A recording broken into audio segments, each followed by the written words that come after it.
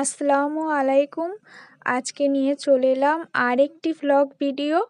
প্রত্যেক সদস্যবৃন্দকে আমার ইউটিউব চ্যানেলে স্বাগতম জানাই। আজকে আমার গন্তব্যস্থান হলো হুগলির ইমামবাড়া। তো চলো দেখা যাক এখানে কি কি আছে আর এই ইমামবাড়ার পেছনে কি কি ঐতিহাসিক কারণ আছে। প্রথমেই আমরা যেটা দেখলাম যে ইমামবাড়া প্রবেশদ্বারের ওপর একটি চূড়া আছে, এর উচ্চতা আনুমানিক 150 ফুট। চূড়াটিতে উঠবার জন্য দুই দিক থেকে দুটো সিঁড়িও আছে, একটা মহিলাদের জন্য আর একটা হলো পুরুষদের জন্য। তো প্রথমেই টিকিট কাটতে হয়, ঢোকার সময় এই টিকিটগুলো দেখে। মাথাপিছু টিকিট 20 টাকা করে। আমি আর আমার বোন গিয়েছিলাম, তাই আমাদের দুটো টিকিট লেগেছিল, দুটো টিকিটে মোট 40 টাকা।